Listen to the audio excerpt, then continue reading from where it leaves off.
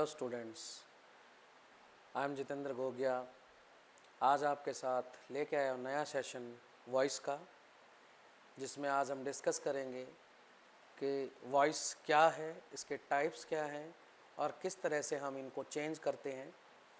क्योंकि एग्ज़ाम की प्रिपरेशन के हिसाब से कोई भी टेस्ट ले लीजिए, कोई भी कॉम्पिटिटिव टेस्ट है या +1 +2 10th क्लास है, उन सब के लिए इनका यूज जो है वो लाइफ में बहुत ज़रूरी है। तो आइए चलिए शुरू करते हैं आज अपना फर्स्ट टॉपिक, द वॉइस।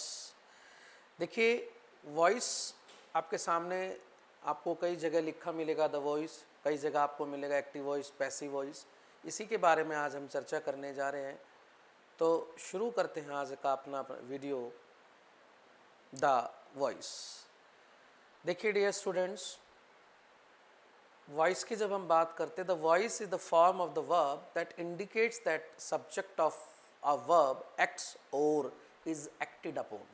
मतलब क्या है कि ऐसा सेंटेंस, वॉइस वर्ब का जो वॉइस है वो वर्ब की ऐसी फॉर्म है जिसमें वो बताती है कि सब्जेक्ट जो है, वो वर्ब का जो सब्जेक्ट है वो क्या कर रहा है और या सब्जेक्ट के लिए क्या किया जा रहा है। एक एग्जाम्पल से समझने की कोशिश करते हैं।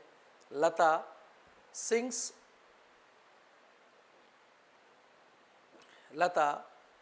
अ सॉन्ग्स।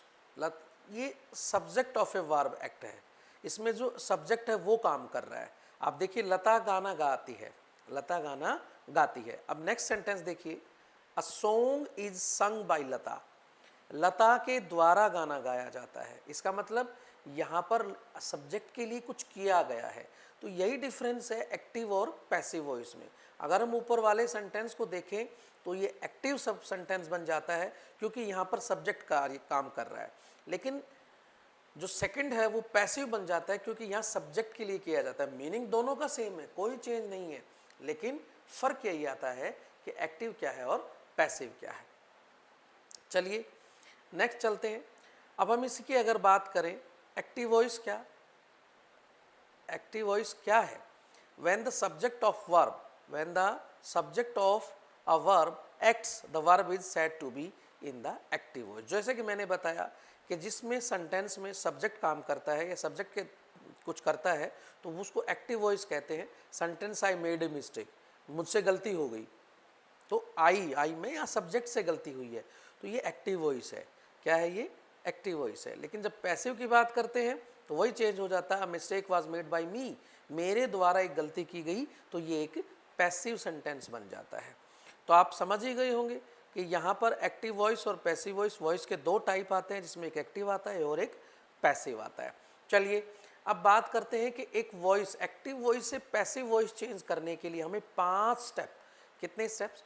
5 स्टेप्स का पड़ाव पार करना पड़ता है, 5 स्टेप्स फॉलो करने पड़ते हैं। वो क्या है? सबसे पहला है ऑब्जेक्ट टू सब्जेक्ट चेंज करना होता है। दूसरा क्या है? यूज ऑफ हेल्पिंग वर्ब है। तीसरा क्या है? यूज ऑफ थर्ड फॉर्म में पास्ट पार्टिसिपल कह सकते हैं। यूज ऑफ बाई है। अब ये टेंस के अनुसार होता है, टेंसेज में होता है, कई जगह बाई का यूज़ नहीं होता है, कुछ एक्सेप्शनल केस भी हैं। एंड सब्जेक्ट टू ऑब्जेक्ट, जो सब्जेक्ट है वो ऑब्जेक्ट बन जाता है, ऑब्जेक्ट है वो सब्जेक्ट बन जाता है, सब्जेक्ट है वो ऑब्जेक्ट बन जाता है। चलिए इस सेंटेंस के हिसाब से इसको समझने की कोशिश करते हैं। देखिए, she is singing a song, she is singing a song. इसके अंदर सी जो है वो एक सब्जेक्ट है, इज पहले से ऑलरेडी दिया हुआ हेल्पिंग वर्ब है, सिंगिंग जो है वर्ब है, और ए सॉन्ग जो है वो ऑब्जेक्ट है। हमने क्या किया? सबसे पहले जो पढ़ाव था, पहला स्टेप था, वो क्या था? पहला स्टेप था कि ए ऑब्जेक्ट को सब्जेक्ट बनाना है। तो यहाँ देखिए, हमने ऑब्जेक्ट को सब्जेक्ट बना दिया है, ए सॉन्ग। इज, क्योंकि हेल्पिंग वर्ब है, ये मैं टेंस के अनुसार आपको बताऊंगा। इज बीइंग, ये कंटिन्यूस को शो करता है, बीइंग जो है वो कंटिन्यूस को शो करता है। संग वर्ब की थर्ड फॉर्म है। तो फर्स्ट स्टेप ऑब्जेक्ट का सब्जेक्ट बना, सेकंड हेल्पिंग वर्ब का यूज हुआ, थर्ड वर्ब की थर्ड फॉर्म लगाई गई, फिर बाई लगा है, और सब्जेक्ट का ऑब्जेक्ट हर हो गया है। तो सीधी सी बात है, सब्जेक्ट का ऑब्जेक्ट सी से हर हुआ, ए सॉन्ग ऑब्जेक्ट था, वो ए सॉन्ग सब्जेक्ट बन गया, आगे आ गया, वो पीछे चला गया। हेल्पिंग वर्ब का यूज हुआ, वर्ब की थर्ड फॉर्म का यूज हुआ, और बाई का यूज हुआ। अब यहाँ हमें एक छोटी सी चीज़ समझने की ज़रूरत है। यहाँ हमारे सामने एक नई चीज़ आ गई है कि हमने सी को हर बना दिया है, सी को हर बना दिया है। तो पैसिव एक्टिव से जब हम पैसिव बनाते हैं तो हमें इस बात का ध्यान रखना होता है कि हमें क्या ध्यान रखना होता है भाई, इसके अंदर हमें ध्यान रखना होता है कि प्रोनाउंस कैसे चेंज होंगे। अब देखिए सब्जेक्टिव प्रोनाउंस कौन कौन से हैं, आई है, वी है, यू है, ही है, सी है, इट है, दे है। और जब हम इनको चेंज करते हैं तो आई का ऑब्जेक्ट क्या होता है, मी हो जाता है, वी का अस हो जाता है, यू का यू हो जाता है, ही का हिम हो जाता है, सी का हर हो जाता है, इट का इट हो जाता है और दे का दैम हो जाता है। एक चीज़ और ध्यान देने की बात है, ये दोनों ही एक दूसरे के इंटरचेंजेबल है। इंटरचेंजेबल्स मीन्स अगर हमें ऑब्जेक्ट मी मिलता है तो मी का सब्जेक्ट बनाने के लिए हमें आई बनाना होगा, ठीक है। ये सारे इसी तरह से चेंज होंगे, अस का वी बनेगा, यू का यू रह जाएगा, हिम का ही हो जाएगा, हर का सी हो जाएगा, इट का इट हो जाएगा, देम का दे हो जाएगा। तो सब्जेक्ट से ऑब्जेक्ट और ऑब्जेक्ट से सब्जेक्ट प्रोनाउन इस तरह से चेंज होंगे, ठीक है जी। चलिए आगे चलते हैं, आप समझ गए होंगे मेरी बात को जो मैं कहना चाह रहा हूँ आपसे। अब हम चेंज करते हैं, सबसे पहले हमें जो वॉइस चेंज करनी होती है वो टेंसेस के अनुसार चेंज करनी होती है। तो आइए शुरू करते हैं। पहला टेंस है, मैं एक टेंस आपको अच्छे से समझाऊंगा, उसके बाद जब हम नेक्स्ट सेशन में आएंगे तो हम इसके डायरेक्ट सेंटेंस को सोल्व करने की कोशिश करेंगे। तो प्रेजेंट इंडेफिनिट टेंस की जब हम बात करते हैं तो प्रेजेंट इंडेफिनिट टेंस के अंदर सीधी सी बात है, आपको वर्ब की फर्स्ट फॉर्म मिलेगी, ठीक है। और जब पैसिव बनाएंगे तो हमें is am are plus verb की थर्ड फॉर्म का यूज़ करना है। याद रखिएगा, हमें प्रेजेंट इंडेफिनिट टेंस में एक्टिव वॉइस से जब पैसिव वॉइस बनाना है तो is am are plus verb की थर्ड फॉर्म का यूज़ करना है, ठीक है जी। और ये मैं पहले भी आपसे डिस्कस कर चुका हूँ, फिर भी चलिए कीजिए। ही सी और इट जो होते हैं, या सिंगुलर नाउन जो होता है, सिंगुलर नाउन जो होता है वो किसको फॉलो करते हैं, वो इज को फॉलो करते हैं। और आई जो है वो एम के साथ लगता है, आई के साथ क्या लगता है, एम लगता है। तो ये छोटी सी एक इंफॉर्मेशन है जो आपसे सॉरी चलिए सॉरी नेक्स्ट चलते हैं, नेक्स्ट स्टेप देखिए। अब हम बात करते हैं प्रेजेंट इंडेफिनिट टेंस कैसे, क्योंकि जो टेंस चेंज होगा इनके अंदर जो एक्टिव से पैसिव चेंज होगा वो सेंटेंसेस के हिसाब से होगा। तो सबसे पहला टाइप हम लेते हैं असर्टिव, जिसके अंदर आपने दो चीज़ें देखनी है। एक होता है बेटा पॉजिटिव सेंटेंस या सिंपल सेंटेंस, और दूसरा आपका होता है नेगेटिव। कौन सा होता है, नेगेटिव सेंटेंस होता है। तो असर्टिव सेंटेंस के दो टाइप आ गए आपके सामने, एक आ गया अफर्मेटिव और एक आ गया नेगेटिव। सिंपल सेंटेंस या पॉजिटिव सेंटेंस और नेगेटिव सेंटेंस। चलिए करते हैं इसकी बात। एक तरफ एक्टिव वॉइस के सेंटेंस, एक तरफ पैसिव वॉइस के।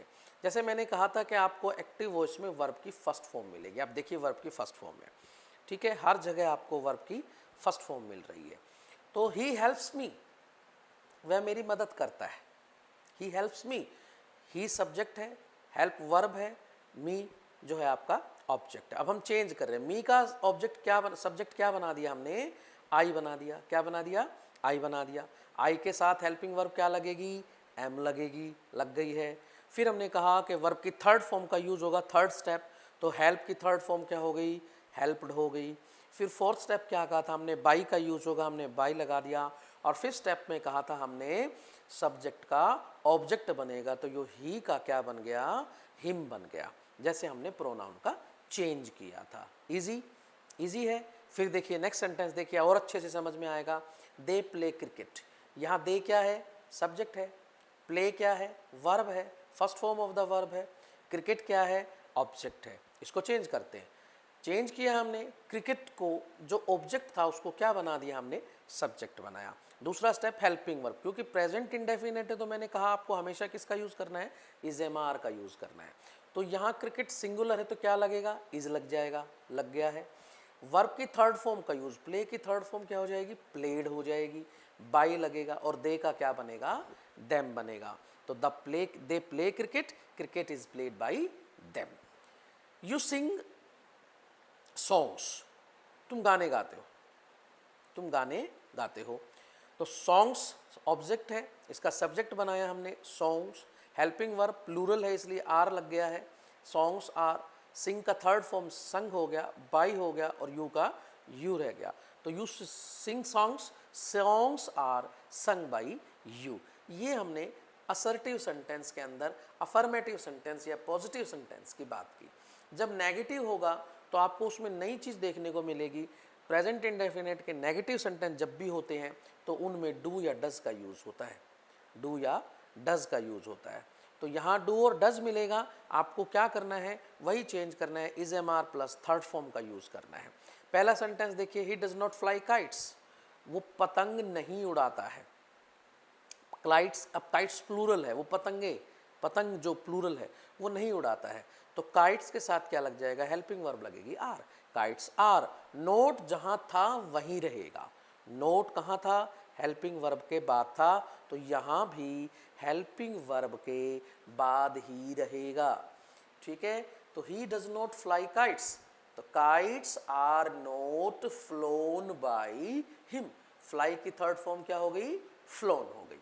ठीक है, I do not teach her, I do not teach her, मैं उसे नहीं पढ़ाता। अब हर का ऑब्जेक्ट है तो इसका सब्जेक्ट बनाएंगे तो क्या बनेगा, सी बन जाएगा, सी। हेल्पिंग वर्ब सी के साथ क्या लगती है, इज लगती है। नोट मैंने कहा था जहाँ है वहीं रखेंगे, तो सी इज नॉट, टीच की थर्ड फॉर्म टॉट, बाई, आई का क्या बन गया, मी बन गया। तो आई डू नॉट टीच हर, इसका चेंज हुआ तो क्या बना, सी इज नॉट टॉट बाई मी। तो ये असर्टिव सेंटेंस आपका जिसमें पॉजिटिव और नेगेटिव सेंटेंस आपके पास आ गया है। अब थोड़ा सा टिपिकल की तरफ चलते हैं, क्योंकि सेंटेंस जो है इसके बाद आपको और चेंज मिलेगा। थर्ड टाइप जो आ जाता है वो आ जाता है इंटेरोगेटिव सेंटेंस। कैसा आ जाता है, इंटेरोगेटिव सेंटेंस आ जाता है। अब देखिए पहला सेंटेंस क्या कहता है, if the sentence starts with helping verbs do does, अगर प्रेजेंट इंडेफिनिट सेंटेंस है के सेंटेंसेस हैं टेंस के, तो उसके अंदर जो फर्स्ट टाइप ऑफ सेंटेंस है वो किससे शुरू होगा, वो आपका डू या डज से शुरू होगा। हमें क्या करना है, जैसे नेगेटिव में किया था, डू डज की जगह इज एम आर रखना है, सब्जेक्ट और ऑब्जेक्ट के अनुसार करना है। ठीक है, तो पहला sentence, do you scold me, क्या तुमने मुझे डांट मारी है या डांट लगाई है, डू यू स्कॉल्ड मी। अब ये देखिए यहाँ ऑब्जेक्ट क्या है, मी है, तो मी का सब्जेक्ट क्या बनता है, आई बनता है। लेकिन जहां डू डज रखा हुआ है, जहां पे डू डज रखा हुआ है वहीं पर हमें हेल्पिंग वर्ब रखनी है। ठीक है जी, क्लियर रहेगा। डू डज आगे है तो हेल्पिंग वर्ब भी आगे रहेगी, ये आपको ध्यान रखना है। क्लियर, हमेशा याद रखिएगा। तो डू यू स्कोल्ड मी, जब हमने मी को सब्जेक्ट बनाया तो आई बना, और आई के साथ क्या लगता है, एम लगता है, तो am I. Third form scolded, third form क्या हो जाएगी, स्कॉल्डेड, बाई और यू का यू रह जाएगा, तो am I scolded by you. Interrogative sentence है, क्वेश्चन मार्क पीछे लगेगा, तो इस तरह से ये सेंटेंस सोल हो गया है। सेकंड देखिए, does he by a book, क्या वो एक किताब खरीदता है। अब इसका बुक, ए बुक जो है वो ऑब्जेक्ट है, जिसको सब्जेक्ट बनाएंगे तो ए बुक, ए बुक के साथ क्या लगना चाहिए, इज लगना चाहिए। तो डज कहाँ है, आगे है, तो हम इज को भी कहाँ रखेंगे, आगे रखेंगे। Is a book bot by him, by की थर्ड फॉर्म क्या होती है, बॉट होती है, बाई हिम। अभी तक वही 5 स्टेप मैं यूज कर रहा हूँ, उससे बाहर नहीं जा रहा हूँ। डज सी ईट्स मैंगोज, क्या वो आम खाती है। अब यहाँ देखिए आर मैंगोज, मैंगोज क्या है, प्लूरल है, सब्जेक्ट बनेगा मैंगोज, लेकिन इसके साथ हेल्पिंग वर्ब क्या लगेगी, आर लगेगी, तो are mangoes. Third form eaten by her, are mangoes eaten by her. ये तब है जब प्रेजेंट इंडेफिनिट सेंटेंस के अंदर आपको इंटरोगेटिव सेंटेंस डू या डज से शुरू होते हैं। ऐसे आपको दूसरे टेंसेस में मिलेंगे, लेकिन वहाँ क्या है, आपको हेल्पिंग वर्ब्स पहले सेम मिलेगी। यहाँ चेंज है, डू डज है तो आप उसको इज एम आर में चेंज करेंगे, जहाँ डू डज है वहीं आपने डू डज को रखना है। चलिए नेक्स्ट चलते हैं। अब दूसरी कंडीशन क्या आती है, कुछ ऐसे सेंटेंसेस हैं जो इंटरोगेटिव के अंदर WH फैमिली से शुरू होते हैं।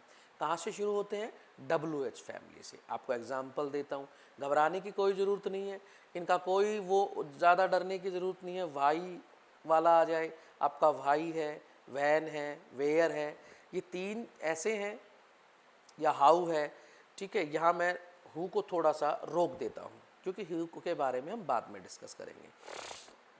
वट को भी मैंने नहीं लिखा है, ठीक है। यहाँ वाई, वैन, वेयर, हाउ इनकी बात करते हैं। ये सिर्फ दिखाने के लिए, आपको डराने के लिए, जहाँ हैं वहीं रहेंगे, इनको आपने कुछ नहीं करना।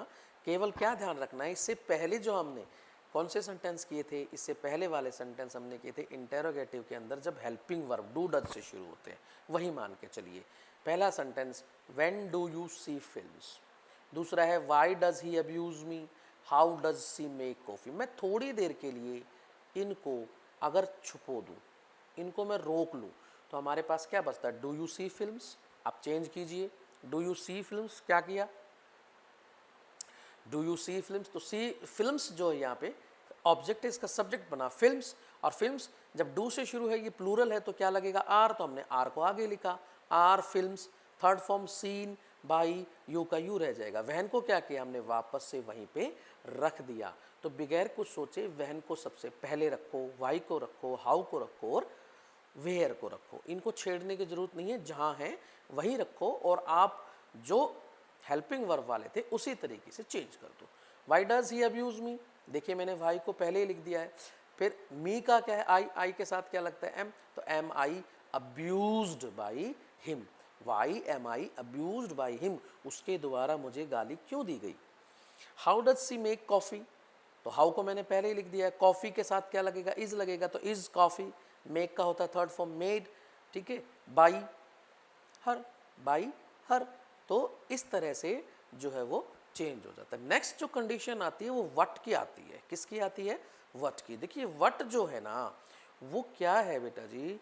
वट जो है वो ध्यान रखिएगा कि एक्टिव वॉइस में ऑब्जेक्ट का काम करता है और पैसिव वॉइस में वो सब्जेक्ट का काम करता है। वट वाले सेंटेंस, मैंने इसीलिए वट को नहीं लिखा था वहाँ, कि वट वाले जो सेंटेंस होते हैं उसके अंदर क्या होता है कि वट जो है वो एक्टिव वॉइस में तो ऑब्जेक्ट का काम करता है और पैसिव वॉइस में वो सब्जेक्ट का काम करता है। आप सेंटेंस को देखिए, what do you eat, what do you eat, तुम क्या खाते हो।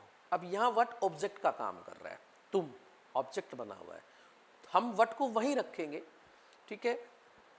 अब ये देखिए, यू जो है वो सब्जेक्ट है और व्हाट जो है ऑब्जेक्ट है, तो यू को हम सॉरी व्हाट जो है वो ऑब्जेक्ट है, यू जो है वो सब्जेक्ट है। सब्जेक्ट का ऑब्जेक्ट बनना है तो वो पीछे चला जाएगा, तो क्या बना? व्हाट, हेल्पिंग वर्ब क्या लगेगी? व्हाट के तुरंत बाद क्या लग जाएगी? हेल्पिंग वर्ब लग जाएगी। What is, third form eaten, third form eaten होगी। थर्ड फॉर्म क्या होगी? ईटन। बाई यू, क्योंकि यू यहाँ पे सब्जेक्ट है, अब यहाँ ऑब्जेक्ट जो था व्हाट वो अब सब्जेक्ट बन चुका है, what is eaten by you. तो इस तरह से व्हाट के अंदर आपने ध्यान रखना है कि व्हाट ऑब्जेक्ट भी वही है, सब्जेक्ट भी वही है, इसलिए इसके तुरंत बाद हेल्पिंग वर्ब, वर्ब की थर्ड फॉर्म बाय और सब्जेक्ट का ऑब्जेक्ट बन जाता है। अब जब सेंटेंस विच से स्टार्ट होता है, जब सेंटेंस विच से स्टार्ट होता है तो उसमें क्या होता है बेटा? विच के साथ नाउन आता है। क्या आता है? नाउन। तो हम हेल्पिंग वर्ब क्या करेंगे? नाउन के तुरंत बाद लगाएंगे। जैसे व्हाट है उसी तरह से विच हो जाएगा, लेकिन इसमें नाउन के बाद में हेल्पिंग वर्ब लगेगी। जैसे विच टॉय, ये विच टॉय अकेला है, एक साथ है, यही ऑब्जेक्ट है, अब यही सब्जेक्ट बन जाएगा। Which toy, which toy is, ठीक है, which toy is liked by you, which toy is liked by you. तो आप ध्यान दीजिए कि व्हाट और विच में क्या डिफरेंस है। व्हाट और विच में सिर्फ इतना डिफरेंस है कि विच के साथ नाउन होता है और नाउन जो है वो उसके साथ चिपका रहता है। जब हम पैसिव बनाते हैं तो विच के साथ जो नाउन है उसको जो का त्यों रखते हैं और हेल्पिंग वर्ब उसके बाद रखते हैं। इजी, मेरे ख्याल से आपको समझ में आ गया होगा। चलिए अब नेक्स्ट बात करते हैं। और एक example, what do you eat आप पहले कर चुके हो, विच का एग्जाम्पल आप कर चुके हो। अब तीसरी जो चीज़ आती है, तीसरी कंडीशन WH फैमिली के अंदर जो आती है वो आती है बेटा हु और होम की। हु को हम बाय हुम में चेंज करते हैं और हुम को हम हु में चेंज करते हैं। ध्यान रखिएगा, हु को हम बाय हुम में चेंज करते हैं और हुम को हम हु में चेंज करते हैं, ये आपने ध्यान रखना है। ठीक है, तो अब हम इसी पे करते हैं। देखिए, ये देखिए पहला सेंटेंस है who advises you. Who advise, या थोड़ा डबल राइटिंग हो गई थी इसलिए मैंने नीचे लिख दिया है हु एडवाइजेज यू। तो मैंने क्या कहा, हु को किस में चेंज करना है, बाई होम में चेंज करना है। सबसे पहले यही काम करना है, बाई होम हो गया। अब हमारा सब्जेक्ट बन चुका है, क्योंकि यही सब्जेक्ट था यही ऑब्जेक्ट था। अब ये ऑब्जेक्ट से सब्जेक्ट हमने बना दिया, बाई होम हो गया। अब ऑब्जेक्ट हो गया, एडवाइजेज की बात आ रही, बाई होम, और यू जो है वो क्या है, यहाँ ऑब्जेक्ट है, इसको सब्जेक्ट बनाना है। तो यू के साथ क्या लगता है, आर लगता है। क्या लगता है, आर। तो बाई होम आर यू, और लास्ट में क्या आ जाएगी, वर्ब आ जाएगी, क्योंकि हमें जो ऑब्जेक्ट बनाना था, हु का जो ऑब्जेक्ट बनाना था वो हमने पहले ही रख दिया है बाई होम। क्या रख दिया है, बाई होम। दूसरा देखिए, हु चीट्स यू, तो बाई होम हमने पहले क्या किया, बाई होम। यू सब्जेक्ट बनाना है, बनाया, यू के साथ क्या लगेगा, आर लगेगा। तो by whom are you cheated, by whom are you cheated. Whom do you curse, whom do you कर्स। अब हुम को मैंने क्या कहा था, किस में चेंज करना है, हु में चेंज करना है। किस में चेंज करना है, हु में। तो हु हो गया, ठीक है। अब यू सब्जेक्ट है, ऑब्जेक्ट बनेगा, तो इसको तो हटा दो, बच क्या गया, कर्स। तो हु के साथ क्या लगता है, इज लगता है। Who is cursed, third form cursed by you. इस तरह से बेटा जो WH फैमिली होती है उसके अंदर मैंने आपसे 3 चीज़ें शेयर की हैं। 3 चीज़ें कौन सी, सबसे पहले मैंने की है वेयर की, व्हेन की, हाउ की, ठीक है।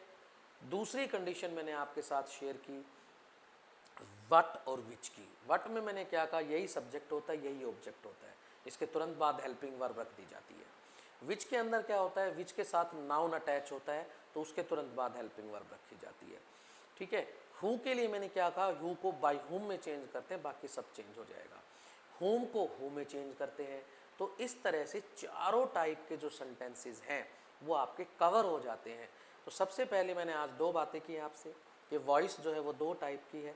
कौन कौन सी है, एक्टिव वॉइस और पैसिव वॉइस है। एक्टिव में सब्जेक्ट सब्जेक्ट करता है, पैसिव में सब्जेक्ट के लिए किया जाता है। फिर हमने बात की 5 स्टेप्स की, 5 स्टेप्स हैं हमारे एक्टिव से पैसिव वॉइस के, एक्टिव से पैसिव वॉइस के 5 चीज़ें हमने शेयर की। पहली कि हम ऑब्जेक्ट को सब्जेक्ट बनाएंगे, दूसरी हेल्पिंग वर्ब का यूज़ करेंगे, तीसरी हम वर्ब की थर्ड फॉर्म लगाएंगे, चौथी बाई का यूज़ करेंगे, और फिफ्थ जो है सब्जेक्ट को ऑब्जेक्ट बनाएंगे। तो जिसके अनुसार हमने प्रेजेंट इंडेफिनिट टेंस कवर किया। प्रेजेंट इंडेफिनिट टेंस में सबसे पहली चीज़ हमने की असर्टिव सेंटेंस में, जिसमें 2 हिस्से आ गए हमारे सामने।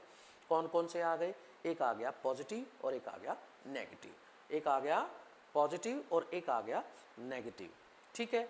तो पॉजिटिव और नेगेटिव में जब हम बात करते हैं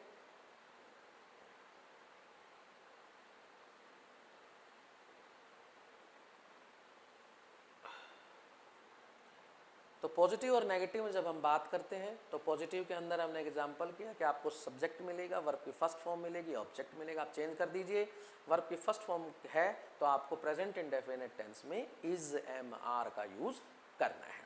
दूसरा हमने किया कि भाई नेगेटिव सेंटेंस में आपको डू डज प्लस नॉट मिलेगा, तो आप डू डज की जगह क्या रख दो, इज एम आर रख दो, वहाँ चेंज हो जाएगा आपका, ठीक है। बाकी सेंटेंस वही 5 स्टेप हैं आपके। जैसे she does not sing, she does not sing a song, तो हमने क्या किया, उसको चेंज किया, a song is not sung by her, सीधी सी बात है।